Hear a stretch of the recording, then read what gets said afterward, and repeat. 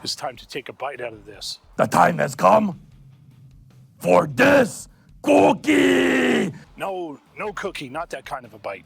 Nom, nom, nom, oh, nom, nom, nom, nom, nom, nom. And then the elbow. The people's elbow! No, not the people's elbow. These are terms you're going to hear when watching my knot tying videos, and they're common terms in rope use. Welcome to Blind Guy Urban Bushcraft. I'm Jay. Let's get started.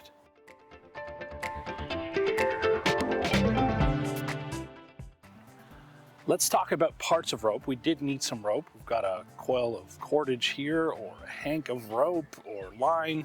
We're going to have our working end, sometimes called the tag end. We're going to do the knot tying with this, or when we talk about the working end or knot tying, that's the end that we're going to talk about. The part of the rope that isn't really doing anything between the two ends is going to be the standing part. To the end we're not doing anything with, well, that's the standing end.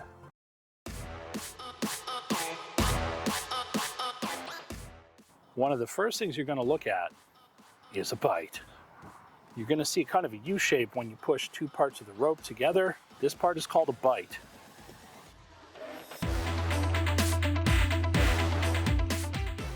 The next part of a knot is really easily made. You can do it by just flipping your bight over, and all of a sudden you have a loop. It's an oval or circular shape where parts of the rope are crossing each other, and this is commonly used. In fact, you might use a bight and a loop together to create another knot. We'll cover that later.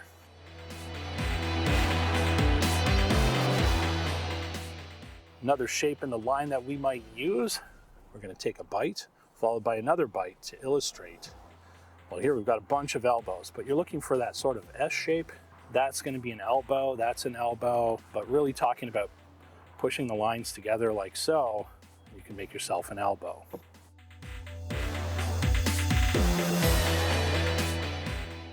Right here, when we're talking about crossing a line, that's what we're going to be looking for. And it may not be on a pole, you might see that on the table.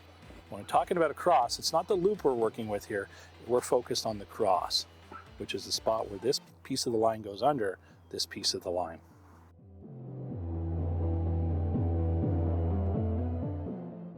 If someone tells you to do a full turn, it's not necessarily time for the hokey pokey. It might be, but in knot tying terms, that just means to bring this around the pole once.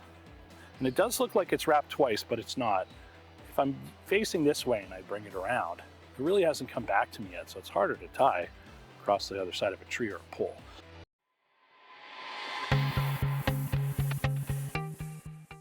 All right, a quick rundown of all those terms we just went over.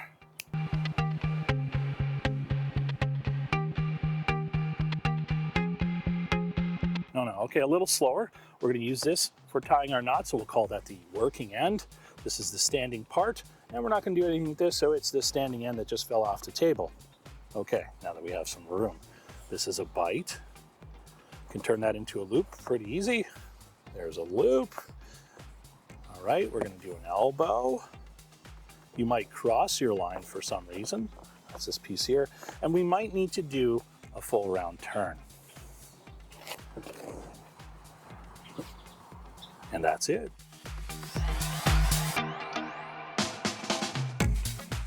Thanks to everyone who's already subscribed, and the rest of you, what are you waiting for? You can like over here, hit the notification bell so you can see what's coming up next in my new videos, as well to stay tuned for the next videos in the series Scouts OAS Knots. Hey, get out and make your own videos, and happy knot tying. Bye-bye.